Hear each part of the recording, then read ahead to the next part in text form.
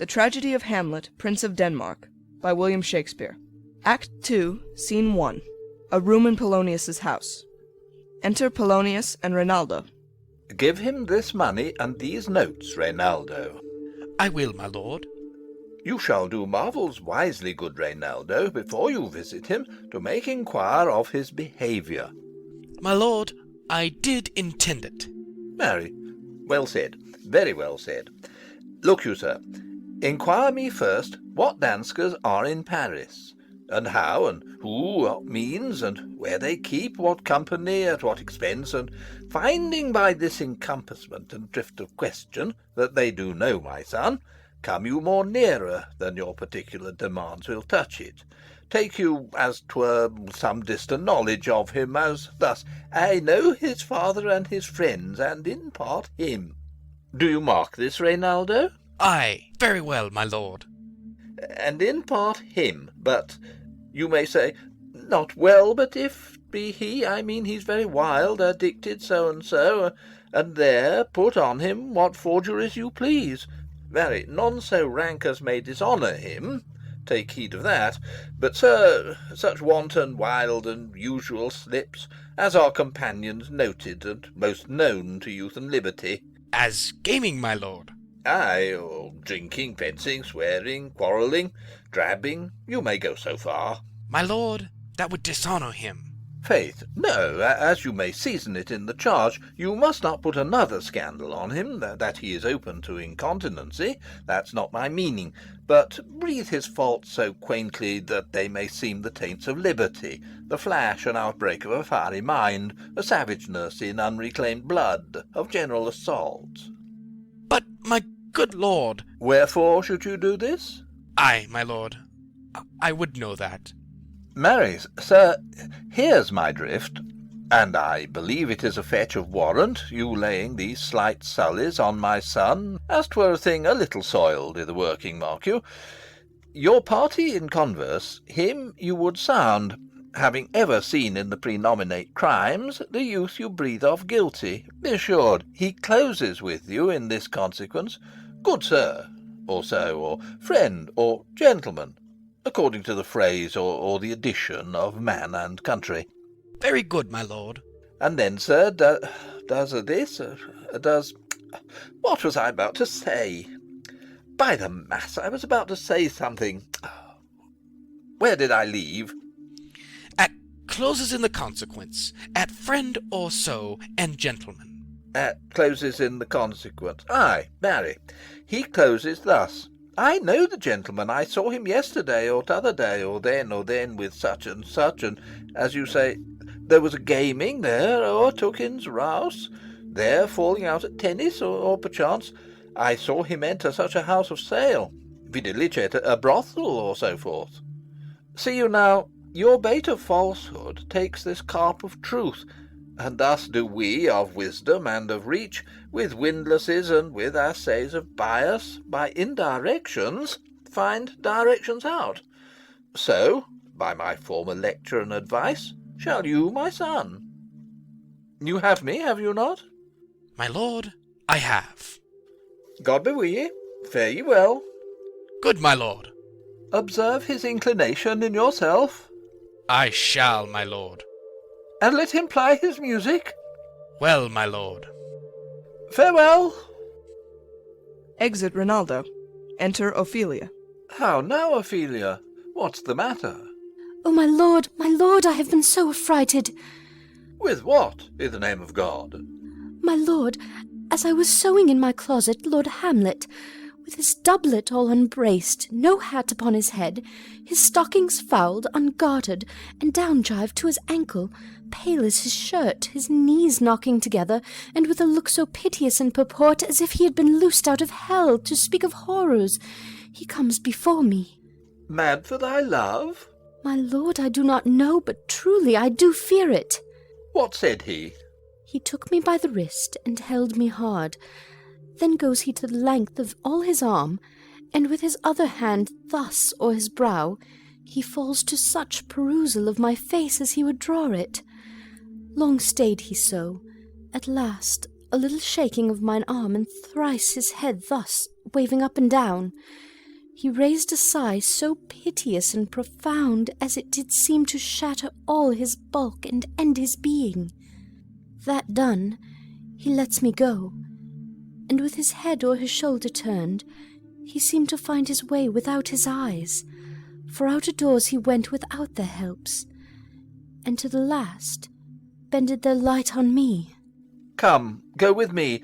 I will go seek the king.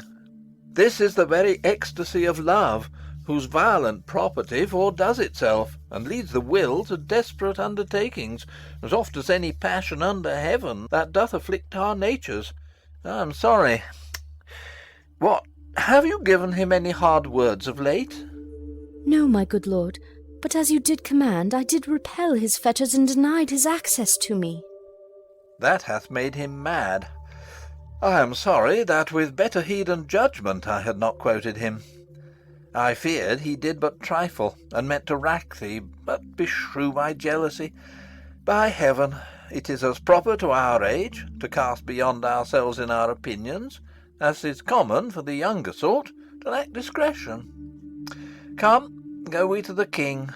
This must be known, which, being kept close, might move more grief to hide than hate to utter love. Come. Exeunt. Scene 2. A room in the castle. Enter King Claudius, Queen Gertrude, Rosencrantz, Guildenstern, and attendants. Welcome, dear Rosencrantz and Guildenstern. Moreover, that we much did long to see you, the need we have to use you did provoke our hasty sending. Something have you heard of Hamlet's transformation, so call it? Sith nor the exterior nor the inward man resembles that it was. What it should be, more than his father's death, that thus hath put him so much from the understanding of himself, I cannot dream of. I entreat you both, that being of so young days brought up with him, and sith so neighboured to his youth and haviour, that you vouchsafe your rest here in our court some little time, so by your companies to draw him on to pleasures, and to gather, so much as from occasion you may glean, whether aught, to us unknown, afflicts him thus, that opened lies within our remedy.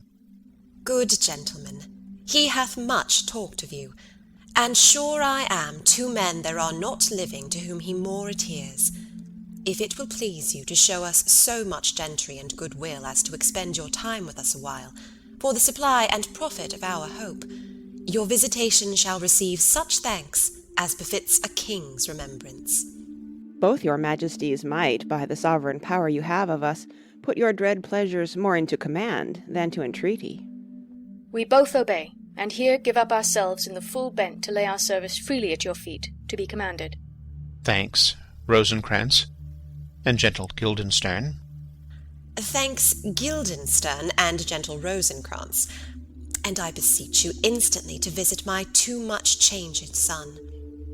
Go, some of you, and bring these gentlemen where Hamlet is. Heavens make our presence and our practices pleasant and helpful to him. Aye, amen. Exeunt Rosencrantz, Guildenstern, and some attendants. Enter Polonius. The ambassadors from Norway, my good lord, are joyfully returned. Thou still hast been the father of good news. Have I, my lord? Assure you, my good liege, I hold my duty as I hold my soul, both to my God and to my gracious king. And I do think, or else this brain of mine hunts not the trail of policy so sure as it hath used to do, that I have found the very cause of Hamlet's lunacy. Oh, speak of that. That do I long to hear. Give first admittance to the ambassadors. My news shall be the fruit to that great feast. Thyself do grace to them, and bring them in. Exit Polonius. He tells me, my dear Gertrude, he hath found the head and source of all your son's distemper. I doubt it is no other but the main, his father's death, and our o'er hasty marriage. Well, we shall sift him. Re-enter Polonius, with Voltimand and Cornelius. Welcome, my good friends. Say, Voltimand, what from our brother Norway? Most fair return of greetings and desires. Upon our first, he sent out to suppress his nephew's levies, which to him appeared to be a preparation against the Pollock. But better looked into, he truly found it was against your highness, whereat grieved, that so his sickness, age, and impotence was falsely borne in hand, sends out arrests on Fortinbras, which he, in brief, obeys, receives rebuke from Norway, and in fine makes vow before his uncle nevermore to give the essay of arms against your majesty, whereon old Norway, overcome with joy, gives him 3,000 crowns in annual fee, and his commission to employ these soldiers, so levied as before, against the Pollock, with an entreaty, herein further shown. Giving a paper. That it might please you to give quiet pass through your dominions for this enterprise, on such regards of safety and allowance as therein are set down. It likes us well, and at our more considered time well read. Answer and think upon this business. Meantime we thank you for your well-took labour. Go to your rest, at night we'll feast together. Most welcome home. Exeunt Voltimand and Cornelius. This business is well ended. My liege and madam to expostulate what majesty should be, what duty is, why day is day, night is night, and time is time, were nothing but to waste night, day, and time. Therefore, since brevity is the soul of wit, and tediousness the limbs and outward flourishes, I will be brief. Your noble son is mad. Mad call I it, for, to define true madness, what is't but to be nothing else but mad? But let that go. More matter with less art. Madam, I swear I use no art at all. That he is mad, 'tis true. 'Tis true, 'tis pity, and pity 'tis true. A foolish figure, but farewell it, for I will use no art. Mad, let us grant him then. And now remains that we find out the cause of this effect, or rather say the cause of this defect. For this effect defective comes by cause, thus it remains, and the remainder thus perpend. I have a daughter, have while she is mine, who in her duty and obedience, mark, hath given me this. Now, gather and surmise. Reads. To the celestial and my soul's idol, the most beautified Ophelia. That's an ill phrase, a vile phrase. Beautified is a vile phrase, but you shall hear. Thus. Reads. In her excellent white bosom, these, etc. Came this from Hamlet to her? Good madam, stay a while, I will be faithful. Reads. Doubt thou the stars are fire? Doubt that the sun doth move? Doubt truth to be a liar? But never doubt I love. O dear Ophelia, I am ill at these numbers. I have not art to reckon my groans, but that I love thee best. O most best, believe it, adieu. Thine evermore, most dear lady, while this machine is to him Hamlet. This in obedience hath my daughter shown me, and more above hath his solicitings, as they fell out by time, by means, and place, all given to mine ear. But how hath she received his love? What do you think of me? As of a man faithful and honourable? I would fain prove so. But what might you think, when I had seen this hot love on the wing, as I perceived it, I must tell you that, before my daughter told me? What might you, or my dear Majesty, your queen here, think, if I had played the desk or table book, or given my heart a winking, mute and dumb, or looked upon this love with idle sight? What might you think? No, I went round to work, and my young mistress thus I did bespeak. Lord Hamlet is a prince, out of thy star, this must not be. And then I prescripts gave her, that she should lock herself from his resort, admit no messengers, receive no tokens, which done, she took the fruits of my advice, and he, repulsed, a short tale to make, fell into a sadness, then into a fast, then to a watch, thence into a weakness, thence to a lightness, and by this declension into the madness wherein now he raves, and all we mourn for. Do you think 'tis this? It may be. Very likely. Hath there been such a time, I would fain know that I have positively said 'tis so, when it proved otherwise? Not that I know. Pointing to his head and shoulder. Take this from this, if this be otherwise.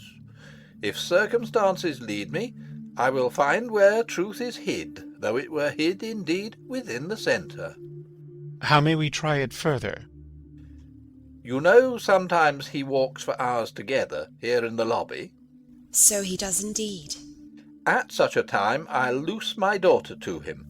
Be you and I behind an arras then. Mark the encounter. If he love her not, and he not from his reason fallen thereon, let me be no assistant for estate, but keep a farm and cotters. We will try it. But look, where sadly the poor wretch comes reading. Away, I do beseech you both away. I'll board him presently. Oh, give me leave. Exeunt King Claudius, Queen Gertrude, and attendants. Enter Hamlet, reading. How does my good Lord Hamlet? Well, God a mercy. Do you know me, my lord? Excellent well. You are a fishmonger. Not I, my lord. Then I would you were so honest a man. Honest, my lord? Aye, sir. To be honest, as this world goes, is to be one man picked out of 10,000. That's very true, my lord. For if the sun breed maggots in a dead dog, being a god-kissing carrion, have you a daughter? I have, my lord. Let her not walk in the sun. Conception is a blessing, but not as your daughter may conceive. Friend, look to't. Aside. How say you by that? Still harping on my daughter. Yet he knew me not at first. He said I was a fishmonger. He is far gone, and truly in my youth I suffered much extremity for love. Very near this. I'll speak to him again. What do you read, my lord? Words. What is the matter, my lord? Between who? I mean the matter that you read, my lord. Slanders, sir. For the satirical rogue says here that old men have grey beards, that their faces are wrinkled, their eyes purging thick amber and plum-tree gum, and that they have a plentiful lack of wit, together with most weak hams, all which, sir, though I most powerfully and potently believe, yet I hold it not honesty to have it thus set down, for yourself, sir, should be as old as I am, if, like a crab, you could go backward. Though this be madness, yet there's a method in it. Will you walk out of the air, my lord? Into my grave. Indeed, that is out the air. Aside. How pregnant sometimes his replies are. A happiness that often madness hits on, which reason and sanity could not so prosperously be delivered of. I will leave him, and suddenly contrive the means of meeting between him and my daughter. My honourable lord, I will most humbly take my leave of you. You cannot, sir, take from me anything that I will more willingly part withal. Except my life. Except my life. Except my life. Fare you well, my lord. These tedious old fools. Enter Rosencrantz and Guildenstern. You go to see the Lord Hamlet? There he is. To Polonius. God save you, sir. Exit Polonius. My honoured lord. My most dear lord. My excellent good friends.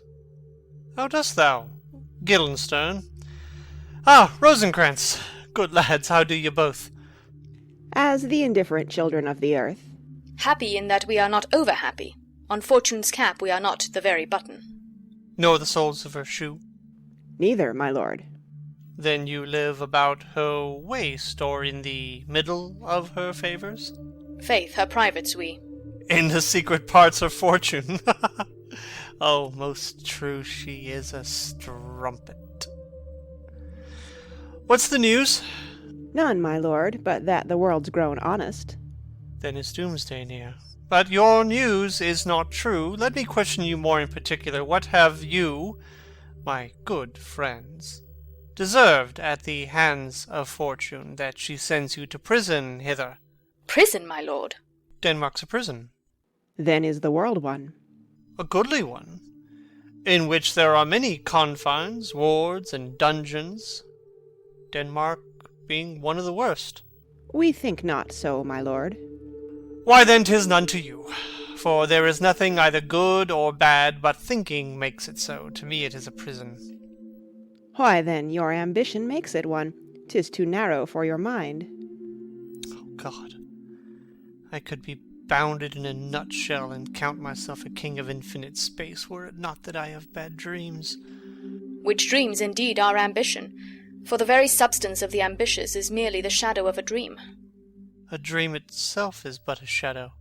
Truly, and I hold ambition of so airy and light a quality, that it is but a shadow's shadow. Then are our beggars' bodies, and our monarchs and outstretched heroes the beggars' shadows. Shall we to the court?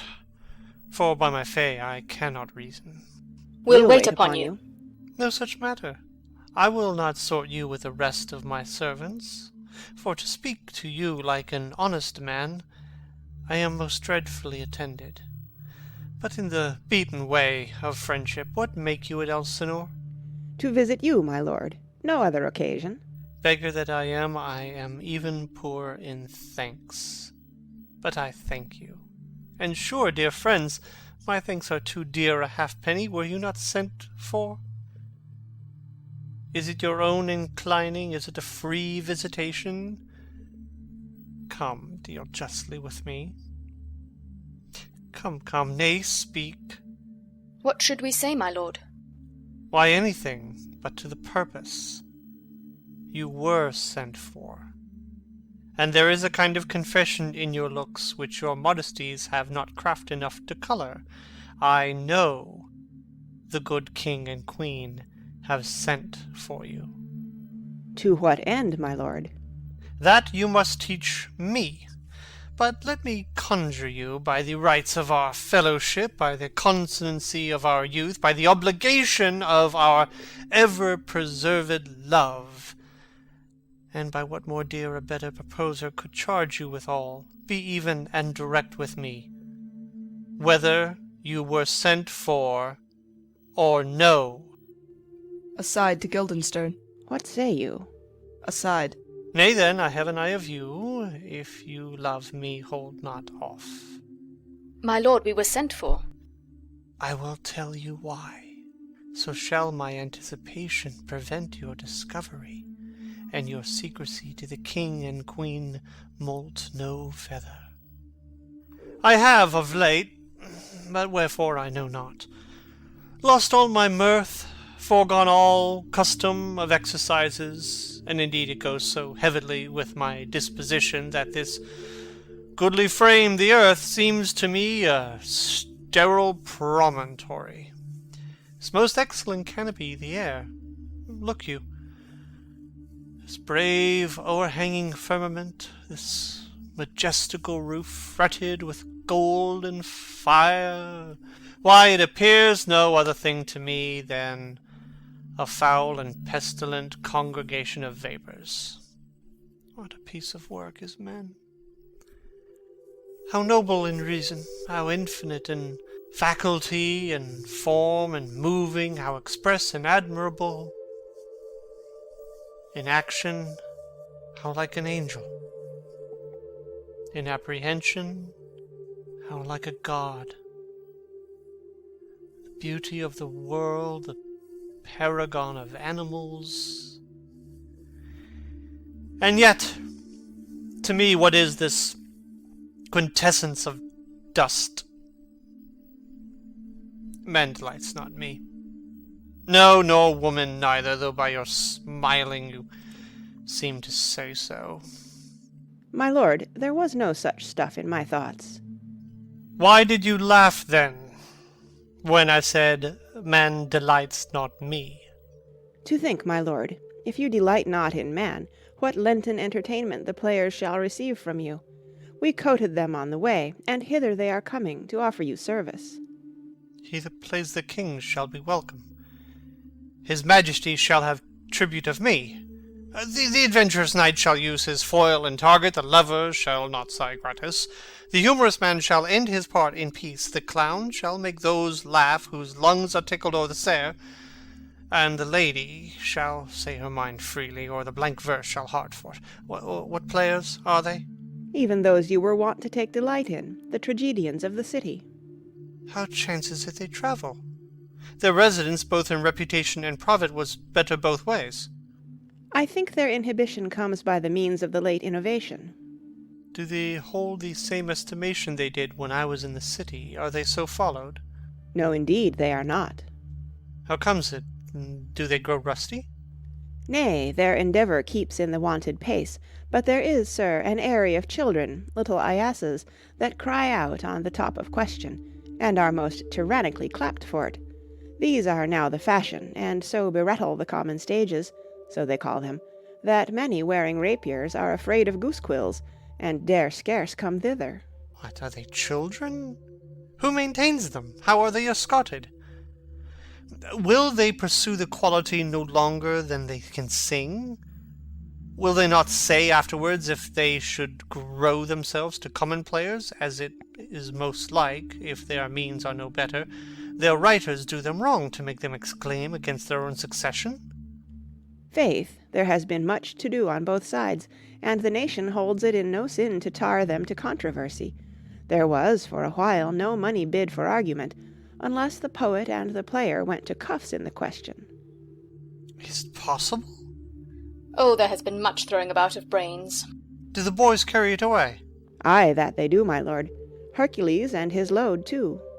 It is not very strange, for mine uncle is king of Denmark, and those that would make mows at him while my father lived give 20, 40, 50, 100 ducats apiece for his picture in little.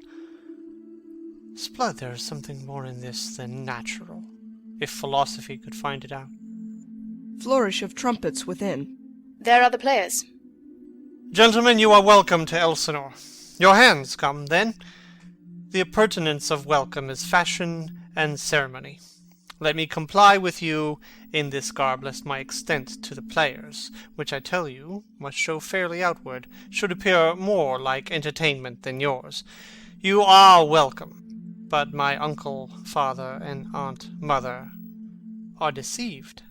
In what, my dear lord? I am but mad north-northwest, when the wind is southerly. I know a hawk from a handsaw. Enter Polonius. Well be with you, gentlemen. Hark you, Guildenstern, and you too, at each ear a hearer. That great baby you see there is not out of his swaddling clouts. Happily he's the second time come to them, for they say an old man is twice a child. I will prophesy he comes to tell me of the players' market. You say right, sir. Oh, Monday morning, 'twas so indeed. My lord, I have news to tell you. My lord, I have news to tell you. When Roscius was an actor in Rome... The actors are come hither, my lord. Buzz, buzz. Upon mine honour. Then came each actor on his ass.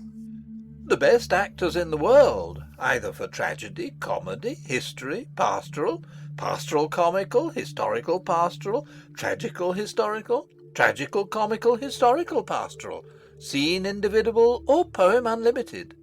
Seneca cannot be too heavy, nor Plautus too light. For the law of writ and the liberty, these are the only men. Oh, Jephthah, judge of Israel, what a treasure hadst thou! What treasure had he, my lord? Why, one fair daughter, and no more. The which she loved passing well. Aside. Still on my daughter. Am I not i' the right, old Jephthah? If you call me Jephthah, my lord, I have a daughter that I love passing well. Nay, that follows not. What follows then, my lord? Why, as by lot, God wot... And then, you know, it came to pass, as most like it was... The first row of the pious chanson will show you more. For look, where my abridgment comes. Enter 4 or 5 players. You are welcome, masters, welcome all. I am glad to see thee well. Welcome, good friends. Oh, my old friend. Thy face is Valence, since I saw thee last. Comest thou to beard me in Denmark? What, my young lady and mistress? By your ladyship is nearer to heaven than when I saw you last, by the altitude of a chopin. Pray God your voice, like a piece of uncurrent gold, be not cracked within the ring. Masters, you are welcome all. We'll e'en to it, like French falconers, fly at anything we see. We'll have a speech straight. Come, give us a taste of your quality. Come, a passionate speech. What speech, my lord? I heard thee speak a speech once, but it was never acted, or if it was, not above once. For the play, I remember, pleased not the million. 'Twas caviar to the general. But it was, as I received it, and others whose judgment in such matters cried in the top of mine, an excellent play, well digested in scenes set down with as much modesty as cunning. I remember one said there were no sallets in the lines to make the matter savoury, nor no matter in the phrase that might indict the author of affectation, but called it an honest method, as wholesome as sweet, and by very much more handsome than fine. One speech in it I chiefly loved. 'Twas Aeneas' tale to Dido, and thereabout of it, especially where he speaks of Priam's slaughter. If it live in your memory, begin at this line. Let me see. The rugged Pyrrhus, like the Hyrcanian beast. No, it is not so. It begins with Pyrrhus. The rugged Pyrrhus, he whose sable's arms, black as his purpose, did the night resemble where he lay couched in the ominous horse, hath now this dread and black complexion smeared with heraldry more dismal, head to foot. Now is he total gulls, horridly tricked with blood of fathers, mothers, daughters, sons, baked and impasted with the parching streets, that lend a tyrannous and damned light to the Lord's murder, roasted in wrath and fire, and thus o'ersighs with coagulate gore, with eyes like carbuncles, the hellish Pyrrhus, old grandsire Priam, speaks. So proceed you. 'Fore God, my lord, well spoken, and with good accent and good discretion. Anon he finds him, striking 2 short at Greeks, his antique sword, rebellious to his arm, lies where it falls. Repugnant to command, unequalled matched, Pyrrhus at Priam drives, in rage strikes wide, but with a whiff and wind of his fell sword the unnerved father falls. Then senseless Ilium, seeming to feel this blow, with flaming top stoops to his base, and with a hideous crash takes prisoner Pyrrhus's ear. For lo, his sword, which was declining on the milky head of reverend Priam, seemed to the air to stick.